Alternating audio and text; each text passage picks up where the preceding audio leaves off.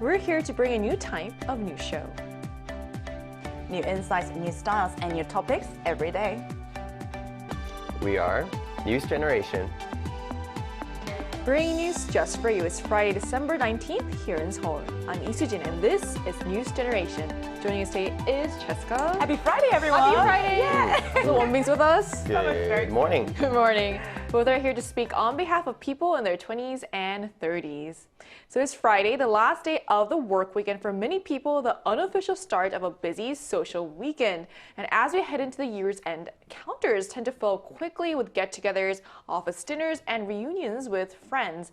And with those gatherings often comes a lot more drinking than usual, especially here in Korea. So I'm curious, how is it with you two? To start with you, Cheska, do you enjoy year-end gatherings? Yes. And what do you do about the drinking that's involved? I mean, I definitely enjoy gathering, as we started the opening with a little bit of chin-chin. But as some of our viewers may already know, and Wonbin actually knows this, I actually don't drink at all, period.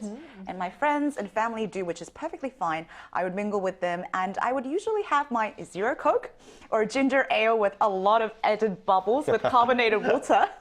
But fortunately, I have only surrounded myself with people who are very happy and respect each other's limits and preferences. So I never really felt quite pressured to join the drinking. But if I ever did, I think I personally would have distanced myself a little bit. Because for me, drinking, as with anything, is my own personal freedom, but also a value system. So I would like to be respected as I respect others. Yeah. So I actually feel quite passionate about this topic because I also don't drink. Yes. So I'm glad you found people to enjoy year-end gatherings with, like, where you don't have to drink. You are definitely one of my people. Yeah. Thank you. Very honored. What about you, Wonbin? Well, luckily, I'm pretty similar with both of you guys. I don't enjoy drinking that much. I don't have that many year-end gatherings either, but if I do drink, it would usually just be a pint or a can of beer. And surprisingly, beer gets me tipsy quite easily. Usually soju or wine, even if I have like a bottle, pretty chill. But for beer, if I have a pint, like in 30 minutes, a full tomato. That's so interesting. Yeah, but it only lasts for like an hour. So it's quick. It's good for a quick fun and just to get excited with friends. And I do meet with my friends and family during the year end, but fortunately, again, none of them actually are a big fan of drinking, so I never have the conflict of you should drink more, or I don't drink, or you should do it together, anything like that.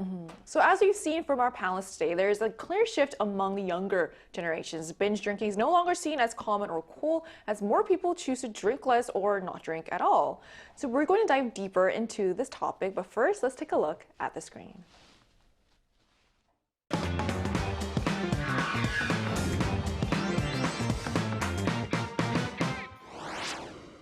Drinks have long played a big role in year-end gatherings and parties.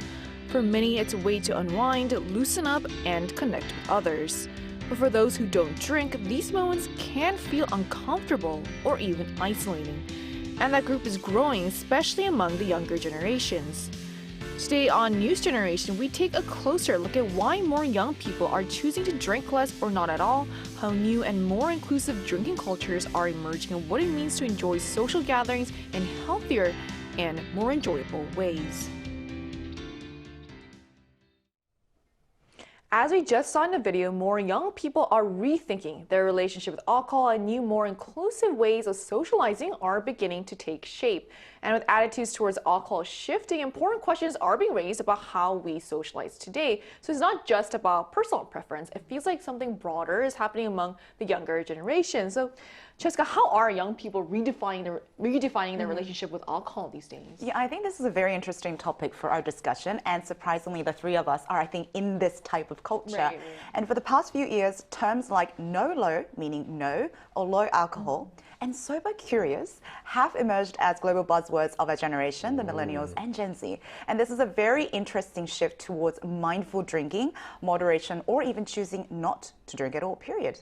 And it's interesting to know that it's starting from a younger generation where we are actually known for binge drinking or enjoying alcohol.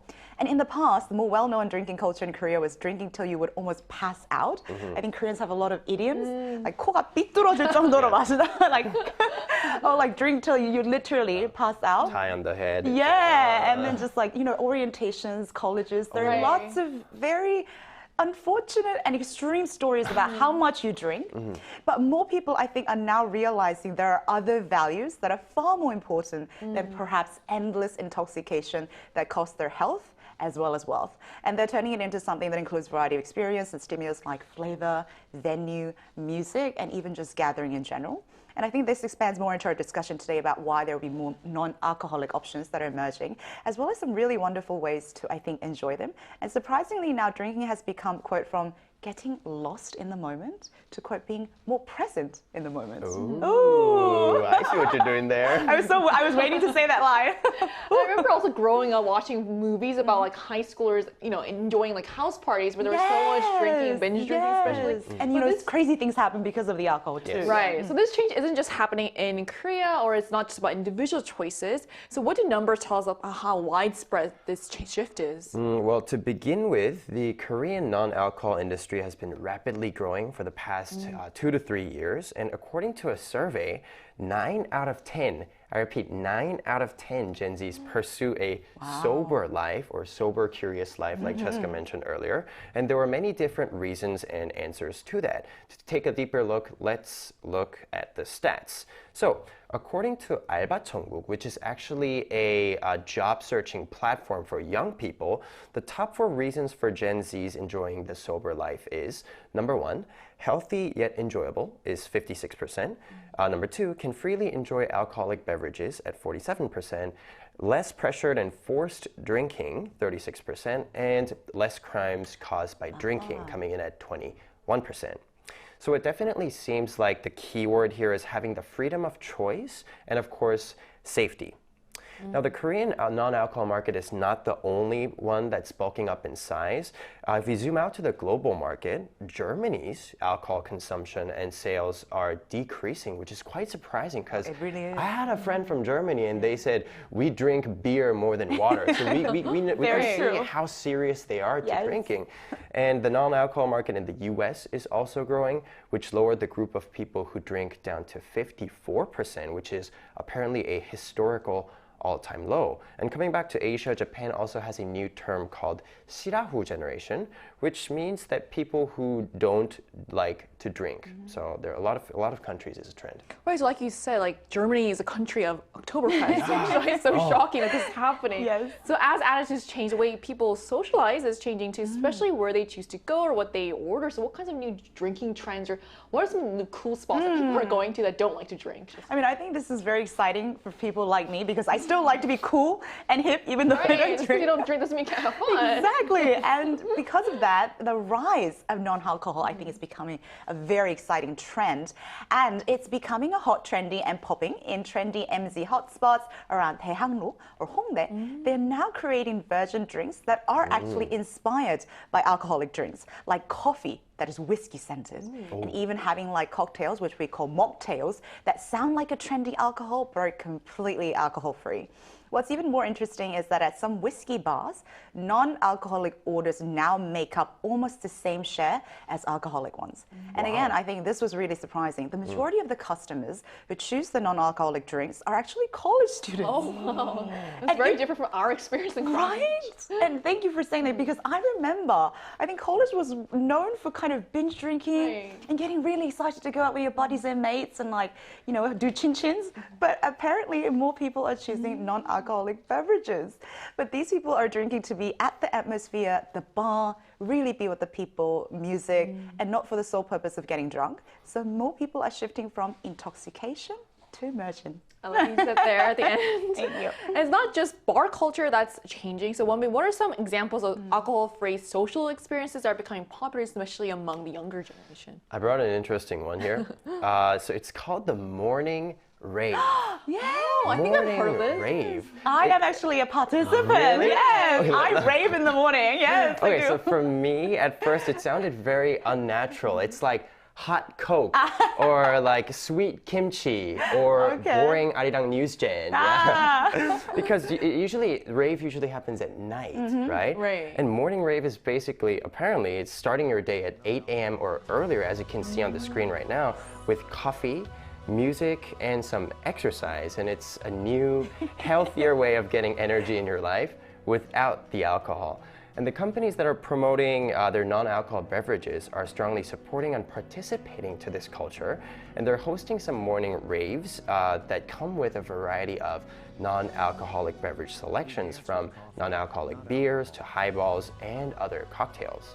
Real quick, so what is your experience like with morning? Please tell us. I can tell you a bunch, but to summarize, your day basically starts around 8 a.m. You go for a run to about 5 to 6 kilometers, and then you get these nice array of coffees, like Wonbin mentioned. There are a lot of brands that sponsor. So you try these samples of drinks that are non-alcoholic, and then we rave and dance. Wow. And then when the clock hits around 4 to 5 p.m., it's time to go home. Oh, Not a.m., it's p.m., everyone. Very clean girl aesthetic kind of vibe. So interestingly, drinking less doesn't necessarily mean losing interest in alcohol altogether at the same time. So how are millennials and Gen Zs approaching alcohol differently when they do choose to drink? Yeah, I think this is an interesting question. Just because you don't drink or drink less doesn't mean the interest has also diminished. And you're absolutely right. It's not just about how much, but now they're focusing on how, which I think could actually enhance and deepen the experience even more meaningful and exciting. So one of the shifts that actually sparked this renewed interest is in traditional Korean alcohol, 전통주. There are more urban, super trendy breweries as well as bars that recreate the traditional liquors in a very hip, trendy vibe and environment. And it wasn't just a brewery. I actually visited a new place in Ulji로 and Munle, which are some of the places that still have the old traditional shop vibe, but they have this like beautiful and very hip modern twist. And when you walk in, you don't just get drinks, but the whole story, the craftsmanship, the culture. And this is something really interesting, the theme of the place. So the one that I went to, which was a really hot place, recreated Korean traditional shaman fortune teller house. We call it 무당집 or 점집. So when you go in, there's like talesmen, and you smell the incense as you walk in. So you get the whole experience. And there was another one that I went to, and it looks like Joseon drinking place, which we call 주막.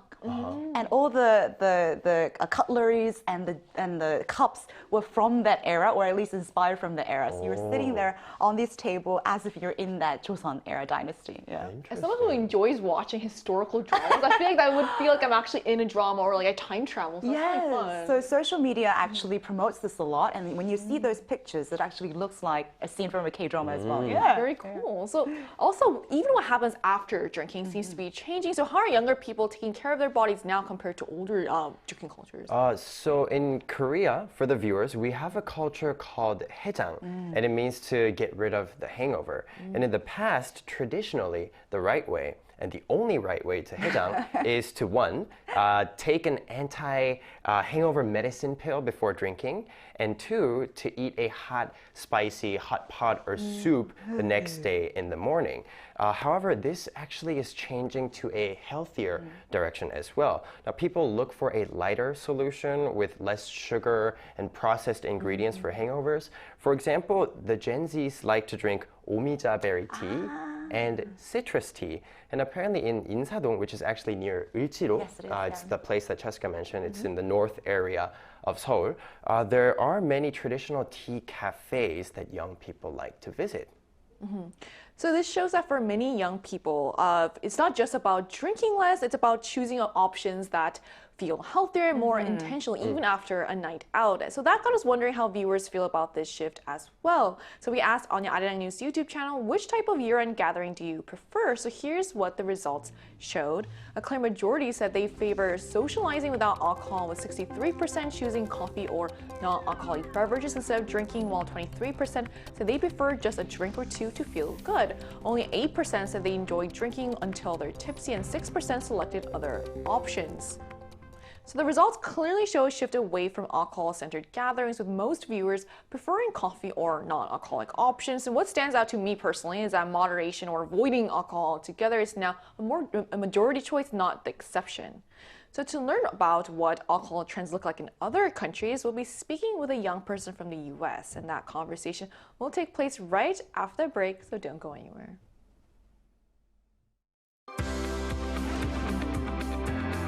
NewsGen wants to hear from you. Go to YouTube and search out channel Arirang News. Click Posts and cast your vote in the poll. Make a new type of news with us.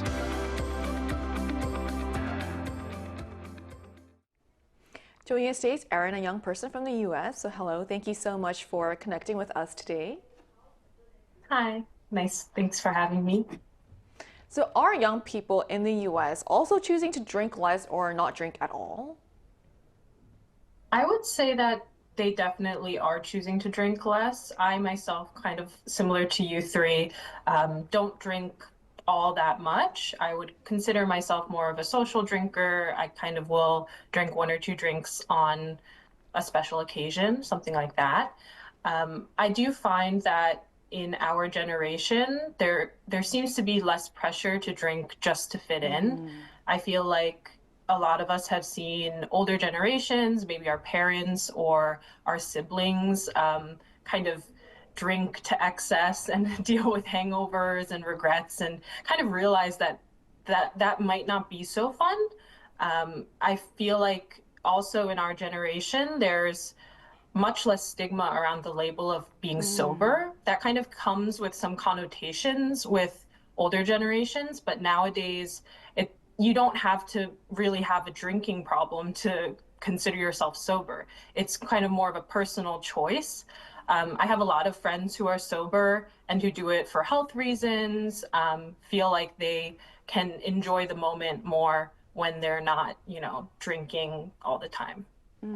I really love that you mentioned the part about the sober being a stigma, because I too, when I was in the States and in college, when you claim that you were sober, it had to do with a certain stigma, or you were trying to move away from being alcoholic. So now, what are some new social and drinking habits that have emerged in the US with the sober-curious trend? I'm curious. I feel like, I don't live in a big city, so we don't have, I don't really know of any non-alcoholic bars or anything like that. But I do realize more and more when I go out to eat, a lot of restaurants will have non-alcoholic drink options, mocktails on the menu. They'll serve non-alcoholic beers and things like that. I also feel like nowadays, a lot of socializing amongst people my age is not really centered around alcohol. So things are kind of more activity-based. You can go in a big group hangout, and maybe you just have some sort of dinner party that has a fun theme that doesn't necessarily, even involve drinking, or you go for a picnic, or brunch is quite popular.